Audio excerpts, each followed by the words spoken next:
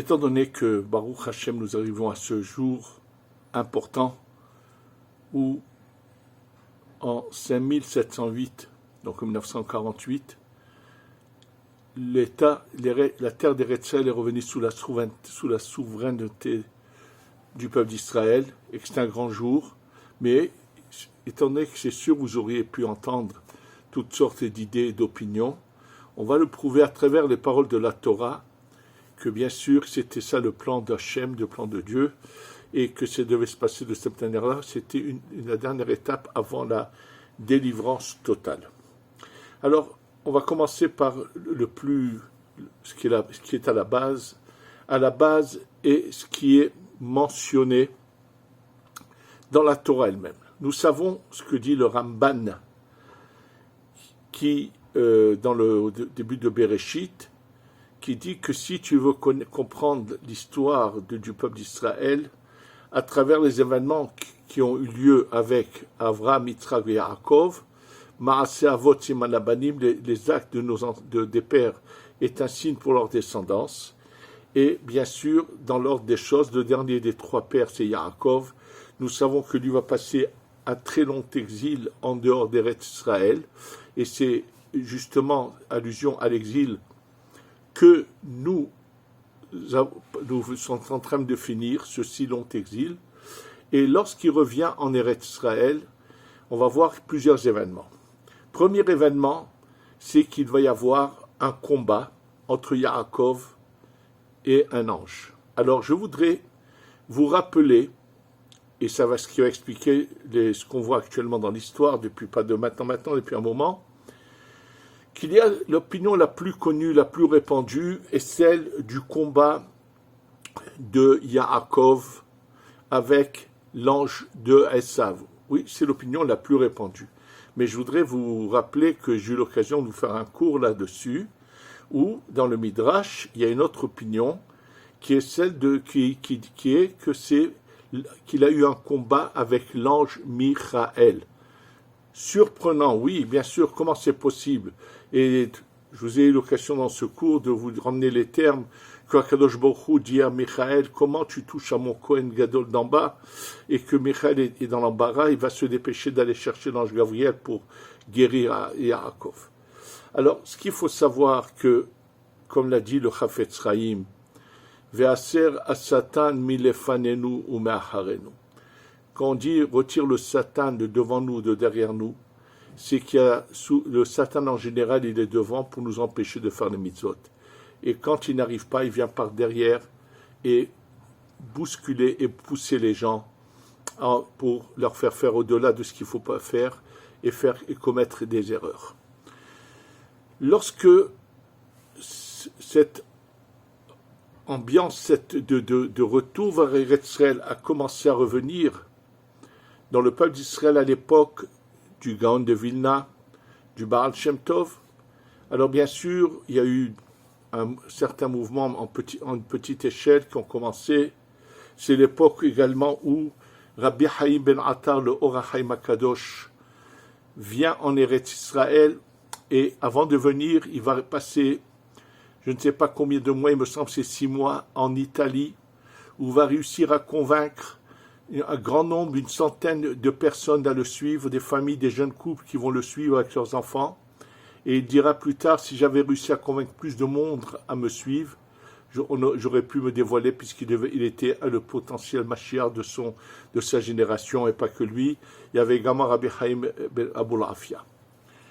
Donc lorsque ce mouvement d'envie de retour en Eretz Israël a commencé, bien sûr, il y a eu déjà en Europe, que dans tout le monde séfarade, où qu'il soit, ou au Moyen-Orient ou en Afrique du Nord, il n'y avait bien sûr qu'une envie, qu'un souhait, c'est de pouvoir partir en Eretz Israël.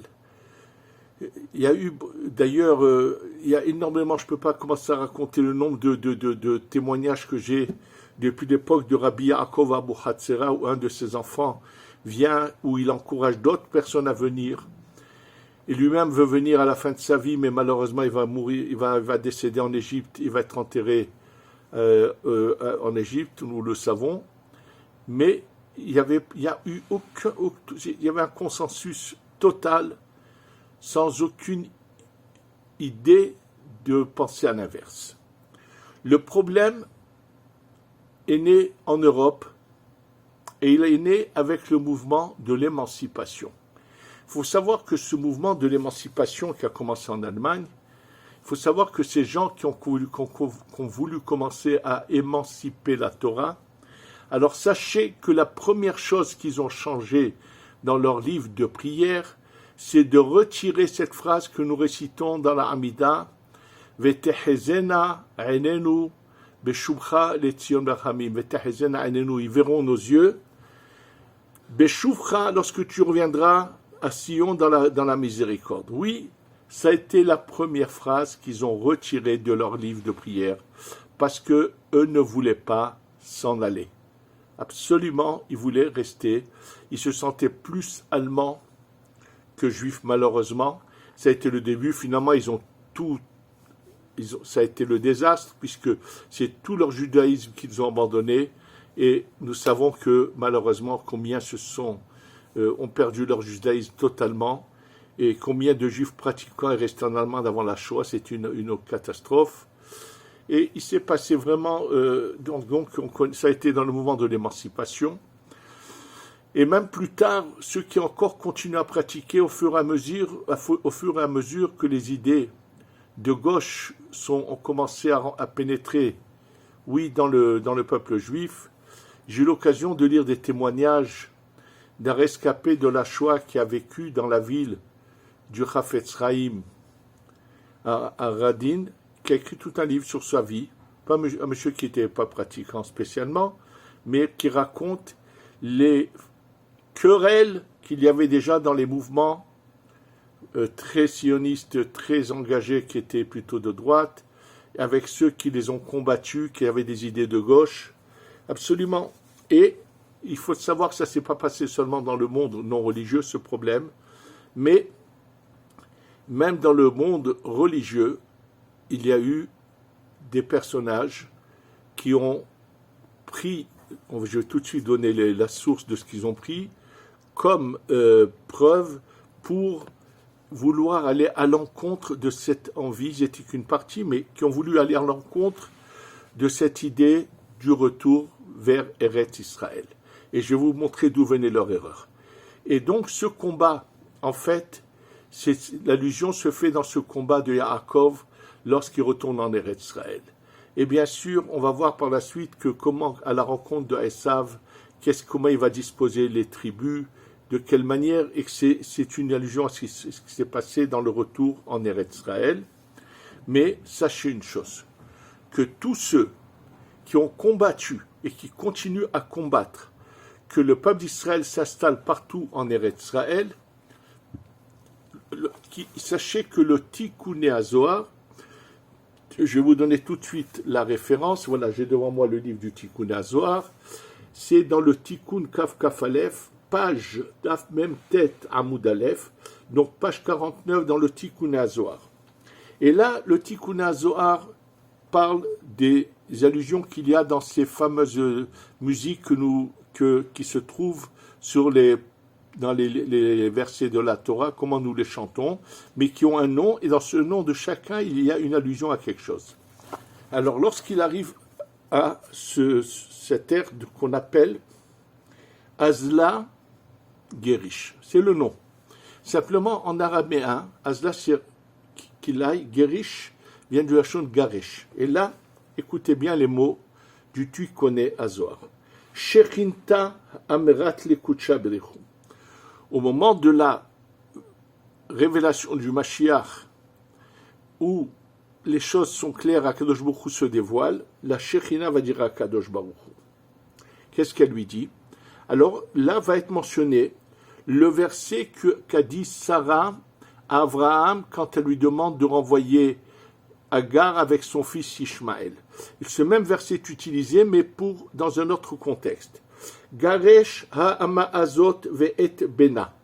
Renvoie cette servante et son fils. Et là, c'est une allusion à ce qui se passe à ce moment-là. Ilen Erev Rav. De qui s'agit-il? En fait, il s'agit de ces gens qui sont dans le peuple d'Israël, mais qui sont appelés le Erev Rav, puisqu'ils sont la réincarnation de ces Égyptiens convertis, donc qui sont sortis au moment de la sortie d'Égypte, et qui sont dans cette génération. Pourquoi? Alors, de quoi il s'agit? C'est la Shekhinah demande à Kadosh Baruch Hu de les renvoyer d'Eretz Israël. Pourquoi? Des Gershuni me istapeyah benahalat Hashem. Ils m'ont renvoyé, ils m'ont empêché de m'installer dans l'héritage de Dieu, dans la terre d'Eretz Israël. Gareshlon min almaden ou min almadeaden. Renvoie-les de ce monde et du monde futur, de la Yelon Hulaka im Israël, qui n'est aucune part avec le peuple d'Israël. Alors bien sûr, vous allez vous dire pourquoi ce verset qui parle apparemment de la servante de Abraham, Arga, avec qui il était marié, avec qui il a eu Ishmaël, qui a donné naissance à la nation arabe. Tout simplement, on fait ici une allusion à tous ceux qui ont pris parti pour les Arabes contre le peuple d'Israël. Ils sont en allusion, c'est ça ce Erev Rav, et qui ont fait de tout pour empêcher le peuple d'Israël de s'installer partout en Eretz Israël. Alors bien sûr, il y a deux catégories, nous le savons, comme je vous l'ai déjà dit. Il y a deux catégories. C'est d'un côté ces gens qui n'ont plus aucun lien avec le judaïsme et qui ont des idées de gauche, mais qui deviennent eux-mêmes des antisémites, qui combattent et qui feront de tout pour aller aider nos ennemis, bien sûr. Et il y a aussi cette minorité de gens avec un look religieux, barbe, chapeau, longue veste, tout ce que vous voulez, et qui malheureusement sont également le Erev Rav, qui ont constamment combattu, et se combattent encore plus fort aujourd'hui, et sont même été capables d'aller voir nos ennemis et de les encourager, de les soutenir. L'idée, malheureusement, est née chez des gens très bien en Europe, chez des rabbinim, qui ont fait une grande erreur. Et sur quoi est basée cette idée sur laquelle ils se sont fondés pour ne pas imaginer qu'il fallait revenir en Eretz Israël et ne pas aller se battre et de faire tout ce qu'il faut pour revenir? D'abord, je vais tout de suite vous citer le texte sur lequel ils se sont appuyés, et c'était là leur erreur. Mais dans le fond, il y a ici une erreur de fond. Ce qu'ils ont, je pense, c'est inimaginable, mais je vous dirai tout de suite que ce que je vous dis est mentionné dans les écrits du Harizal, dans deux endroits que je vais vous citer tout de suite, qui contredisent tout le fondement de leurs idées, de tous ces rabbinim en Europe qui faisaient partie de ceux qui s'opposaient à l'idée du sionisme. Oui, et je vous montrerai ce qui est marqué. Mais je pense que dans le fond, il y a une idée, le principe même de l'exil n'a pas été compris. L'erreur qu'on fait et que font encore beaucoup de personnages. Qu'est-ce que c'est le galout? Qu'est-ce que c'est l'exil? Akadosh Baruch Hu, Dieu nous prévient. Il nous a donné la terre d'Eretz Israël et a éjecté les peuplades qui s'y trouvaient parce qu'ils étaient des idolâtres, et que nous, on servait, on était ses enfants qui voulons le servir, et comme la terre d'Eretz Israël est l'endroit le plus saint sur le globe terrestre, c'est la parcelle divine, c'est Nahalat Hashem, c'est l'héritage de Dieu, c'est la maison d'Akadosh Baruch Hu, alors il nous a fait rentrer dans sa maison. Et il nous met en garde, qu'est-ce que cette mise en garde contre le galout, contre de risquer de nous envoyer en exil. Pour bien le comprendre, il faut se rappeler une chose tellement simple, tellement basique. Un père, une famille où il y a un grand nombre d'enfants, et voilà que un des enfants, lorsqu'il devient jeune homme, commence à avoir une attitude mauvaise qui va contre le bon sens, contre les principes de justice, de droiture, de moralité, qui se conduit très très mal. Et le père, voyant son fils se dérailler, le met en garde à plusieurs reprises, que s'il continue, il va devoir le sortir de la maison. C'est ce qui se passe en Eretz Israël pendant des générations. Les prophètes mettent en garde le peuple d'Israël de arrêter de fauter. Ils vont en exil en Babylonie les 70 ans, finalement ils reviennent. Mais malheureusement, la grande partie continue à ne pas suivre la bonne voie. Et là, le père prévient son fils et lui dit « Attention, tu continues, je vais te voir te sortir de la maison pendant une année entière, tu seras renvoyé de la maison. » Et malheureusement, c'est ce que finalement il se passe. Et il lui dit « Pendant cette année où je te renvoie, ne cherche pas à venir à frapper à la porte, ne cherche pas à m'envoyer ne cherche pas à me voir, je ne veux pas, tu as dépassé toutes les limites, pendant un an, tu sors de là. » Il envoie quelque part, mais il se soucie que où qu'il aille, il ait quand même de quoi vivre et exister. Que doit-il se passer après que cette année soit finie? Que doit-il se passer? L'enfant normal est qu'après que l'année soit finie, doit courir, venir frapper à la porte de la maison et de dire « Papa, est-ce que maintenant je peux revenir? J'ai changé, je suis mieux. » Ça sera la joie de son père de l'ouvrir la porte, de l'accueillir. Imaginez-vous quelle sera la peine qu'aura le père s'il voit son fils se plaire où il se trouve et en aucun cas chercher à revenir. Ça sera une peine terrible. C'est exactement la même chose. Il faut savoir que notre monde, nous le savons, je vous le répète, c'est dans la Gemara, Sanhedrin, Daf Tzadizaïn, page 97, où il est dit que ce cycle dure 6000 ans. Et qu'après, à la fin des 6000 ans, on passe au Shabbat de tous ces 7000 ans, et que c'est l'étape suivante dont on va parler, mais avant cette étape, il va y avoir ce qu'on entrait vers l'entrée du Shabbat. Au 4e millénaire, il se passe vers la fin des choses terribles, jusqu'au point où Dieu va jurer que pendant 1000 ans, il n'y aura pas de délivrance. Alors, je vais aller dans l'ordre des 6000 ans. Le premier millénaire s'appelle le Chesed, le deuxième la Gevura, le troisième la Tiferet, le quatrième le Netzach et le 5e millénaire s'appelle le Hod. Et sur ce 5e millénaire qui s'appelle le Hod, Dieu a fait des serments qu'on ne pourra pas avoir la délivrance. Et c'est dans les lamentations de Echa, il est dit Kol Hayom, un jour de Dieu c'est 1000 ans, Kol Hayom, tout le jour, Dava, c'est dans la tristesse abandonnée, mais c'est les lettres Hod. Dalet, Vavhe, changer les lettres de place, c'est la Kabbalah qui nous le révèle. Kol Hayom, Dava. Donc, là, il est dit que le 5e millénaire, il est hors de question. Et d'ailleurs, comme nous dit le Hida, il dit avec ça, tu peux comprendre comment est-il possible qu'à l'époque de Rabbi Shimon ben Yochai, Rabbi Akiva, tous ces Tanaïm, ces Amoraïm, ces saints, une génération sans pareil dans l'histoire. Comment se fait-il qu'il n'y a pas eu la délivrance?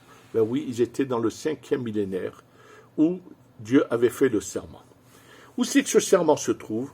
Il se trouve dans Shirachirim. Dans Shirachirim, il y a une allusion à cela. 3 fois dans ce Shirachirim qu'a écrit le roi Shlomo Amelech, le roi Salomon, il est dit « Ishba'ti etrem » j'ai juré, je vous ai fait jurer. Et là, ces 3 serments sont mentionnés dans la Gemara de Ketubot, à la fin du traité de Ketubot, « Shelo ya'alu bachoma » Shelo yeru et ahava, qui ne n'aille pas se battre pour reprendre Eretz Israël, qui ne réveille pas l'amour entre nous. Tous les cas, 3 serments. Mais bien sûr, je vous dis déjà, le Harizal nous révèle que ces serments concernaient uniquement le 5e millénaire. D'ailleurs, vous voyez bien que le Rambam ne les a pas ramenés, ces termes de l'Agmara ne sont pas mentionnés dans le Rambam. Et là, en Europe, dans ce milieu religieux, ceux qui ont voulu combattre ce mouvement de retour en Eretz Israël, ce qu'on appelle le sionisme, se sont servis de cet argument, mais voilà que c'est marqué dans la fin de la Gemara, ce qui est faux et archi-faux, et ça le Harizal nous le dit dans plusieurs endroits, que ça concerne uniquement le 5e millénaire. Oui, absolument, mais après, bien au contraire, après il attend que cela, que nous revenons à la maison, qu'on montre l'amour qu'on a pour Eretz Israël, pour Akadosh Baruch Hu. Donc, toute la base sur laquelle se sont basés était fausse, ceux qui veulent le voir en long et en large. Donc, je peux leur donner déjà une des sources, ils n'ont qu'à l'ouvrir, dans le livre Eretz Ada'atov de Rabbi Chaim Vital, un livre qui a été écrit par l'élève du Harizal, Rabbi Chaim Vital, sur la Torah, dans Parashat Vayetze, où il parle longuement de cet exil et du retour, puisque c'est Vayetze lorsque Yaakov sort en exil et lorsqu'il doit revenir, et il explique que après, au contraire, le 5e millénaire, bien au contraire. Et je voudrais, en particulier, rappeler ce qui s'est passé lorsque Rabbi Yosef Karo, l'auteur du Shulchan Aruch, qui était en Turquie avant de venir en Eretz Israël, et la nuit de Shavuot, avant de venir en Eretz Israël, ce qui s'est passé, le témoignage se trouve en long et en large dans le livre qui s'appelle le Shla Kadosh. Le Shla Kadosh ramène le témoignage de Rav Shlomo Elkabetz, l'élève de Rabbi Yosef Karo, qui était présent, l'auteur du cantique Lechadodi, et que lorsque la nuit de Shavuot, une voix s'est mise à parler de la gorge, de la bouche de Rabbi Yosef Karo, je l'ai mentionné dans un des cours aussi, en leur disant, heureux mes enfants, parce qu'eux étaient restés la nuit à étudier la Torah, et qu'est-ce que fait la Shekhinah qui parle à travers la gorge de Rabbi Yosef Karo? N'arrête de dire, laissez tomber vos affaires, votre bien, tout ce que vous avez, et retournez en Eretz Israël, et je vous donnerai la Parnassa. C'est ça ce que demande la Shekhinah il y a déjà 400 ans, en parlant à travers la gorge de Rabbi Yosef Karo, et c'est ce que finalement il fait avec ses élèves, et ils repartent en Eretz Israël. C'est une évidence que c'est le désir d'Akadosh Baruch Hu et de la Shekhinah que nous revenions à la maison. Il a fallu malheureusement un événement tragique, on aura l'occasion d'en parler, de savoir comment Hachem a pu-t-il laisser ce bourreau de Hitler avec le peuple allemand et tous ces nazis, ou bien les Ukrainiens qui étaient avec eux, nous faire tant de mal. Et oui, malheureusement, il faudra essayer d'un peu de comprendre cette douleur terrible que la Kabbalah appelle la Nessira. C'est-à-dire que le galout, c'est qu'on est dos à dos avec Akadosh Baruch Hu comme Siamois. Et il y a un événement terrible lorsqu'il faut séparer les Siamois et les retourner face à face. Il faut endormir celui qui est le masculin, et donc il n'a aucune défense dans son sommeil, et là peuvent profiter ceux qui lui veulent du mal de lui faire du mal, et à ce moment-là il y a le retour face à face, et cet événement qui devait se passer par rapport à cette union de 6000 ans qui était dos à dos, qui doit revenir face à face, se fait pendant cette période de 6 ans, de 39 à 45, où malheureusement 6 millions de nos frères sont tombés, et c'était quelque chose que les Koubanim ont mis en garde depuis des siècles, dans plusieurs de leurs livres. Il faut qu'on doit faire très attention à la dernière Nessira. Malheureusement, comme je vous l'ai déjà dit, on n'avait pas un Mordechai qui lui a agi à la Nessira de la fin de l'exil de Babylonie, où Aman n'a pas réussi. Malheureusement, Aman est revenu en Gilgoul, en réincarnation chez Hitler, et cette fois, malheureusement, il a profité d'une situation pour réussir. Et ça a bien sûr retiré beaucoup de gens de beaucoup de parties dans le monde. Il faut savoir qu'il y a énormément de pays où c'est fini, il ne reste plus un seul juif, parce qu'il n'y a plus de parcelles de lumière à prendre de là-bas. Ils sont nombreux, ces pays, l'Irak, la Syrie, l'Algérie, et encore d'autres, l'Afghanistan, où il y avait aussi des communautés juives. Et même dans les autres pays, il en reste très peu. Et en Europe, en grande partie, Malheureusement, il y a des gens qui, au lieu de comprendre le message, comprendre que finalement c'est le retour en Eretz Israël, cherchent à reconstruire le galout.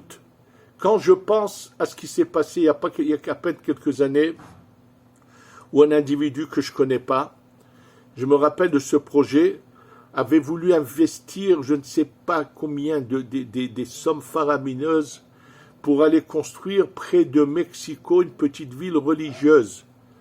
Je ne comprends pas comment ce monsieur est un croyant, comment ce monsieur peut se prendre pour quelqu'un qui croit à Hachem.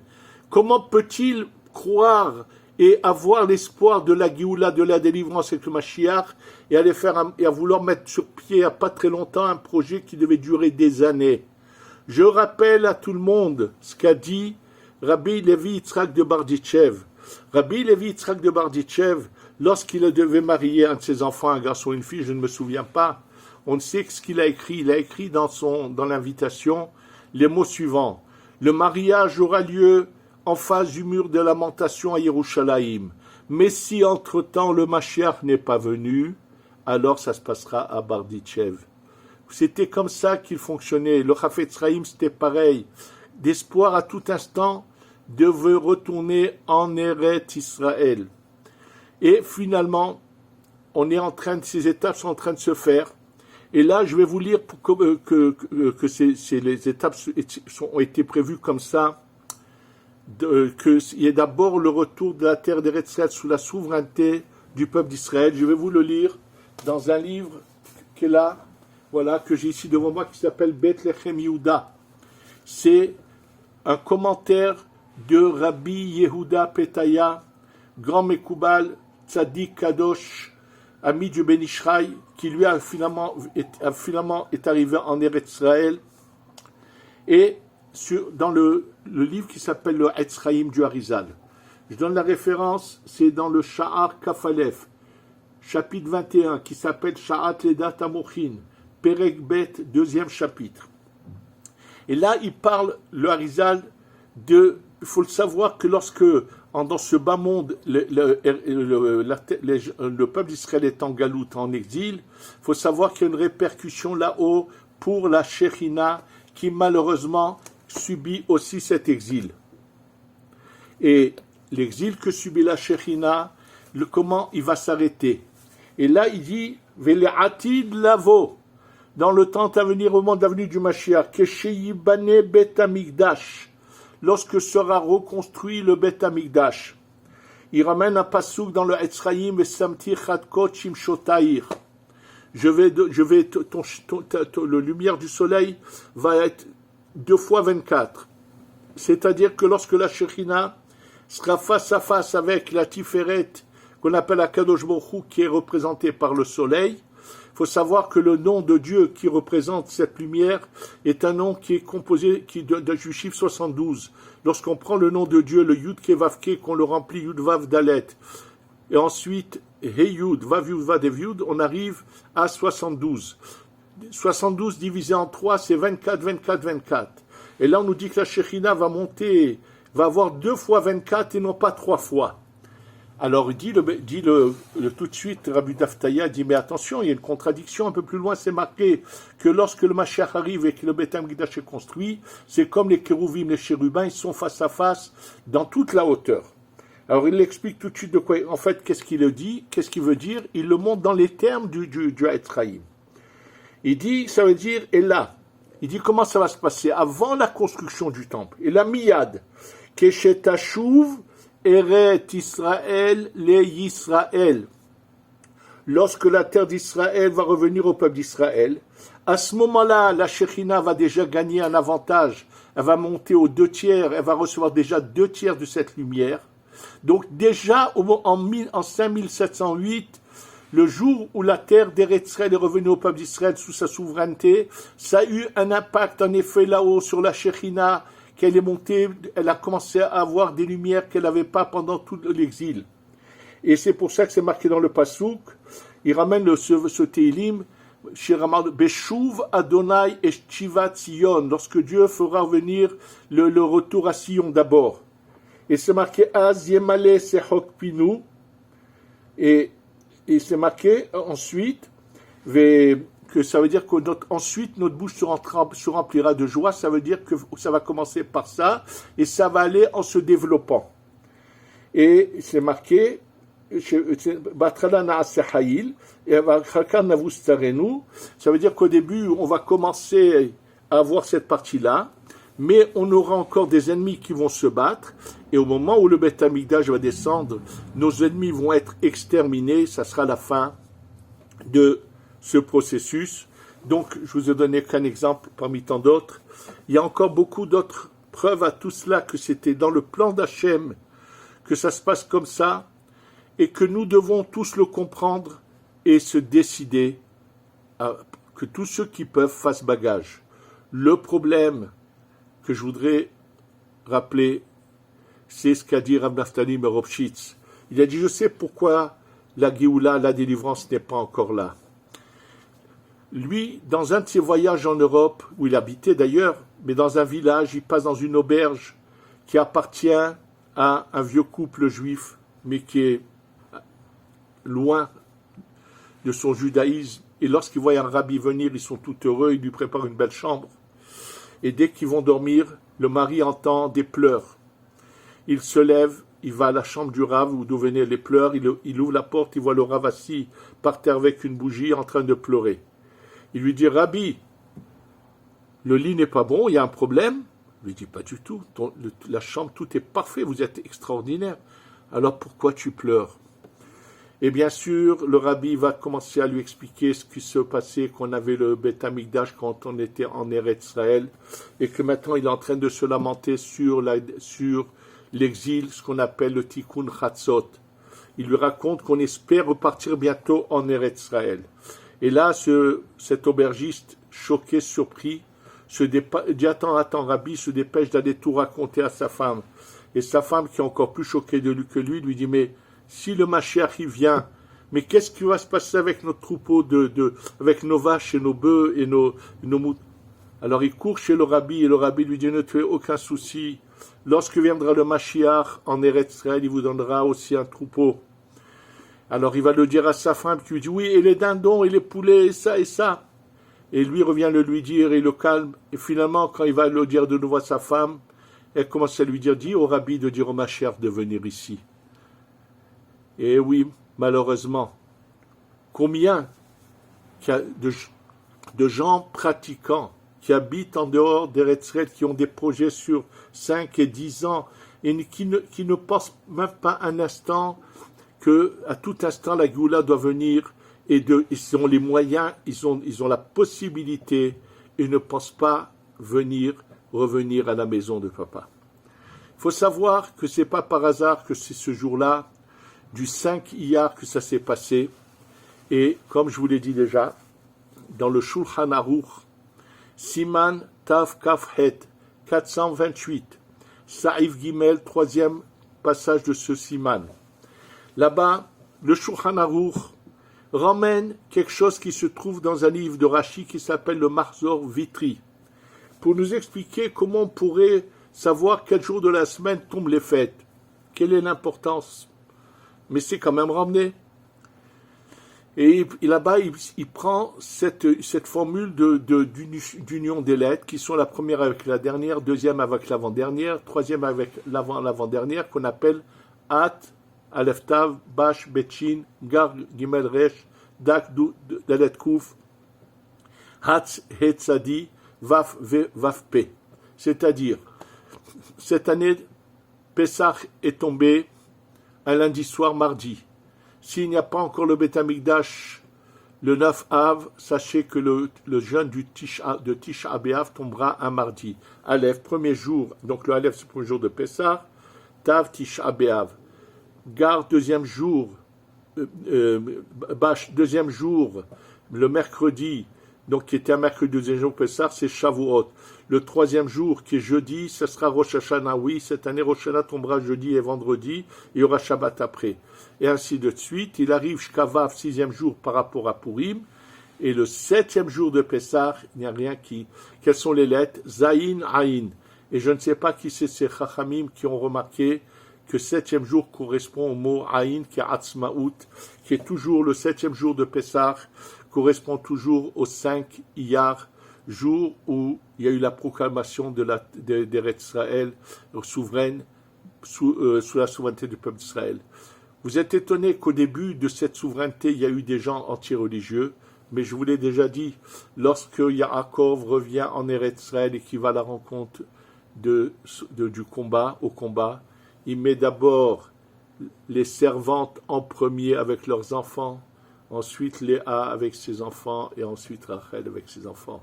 Et c'est une allusion, nous savons que les servantes dans le Zohar font une allusion au Revrav qui vont être au début à la tête, mais petit à petit ça va revenir aux gens pratiquants et nous assistons à une grande teshuva aujourd'hui en Eretz Israël et que Be'ezrat Hashem, que ce Yom HaAtzmaut, qui est réellement, c'est le Heiya, qui a été déplacé pour éviter que le Shabbat soit transgressé, puisqu'il y a un jour avant, c'est la célébration des soldats perdus qui sont morts au combat.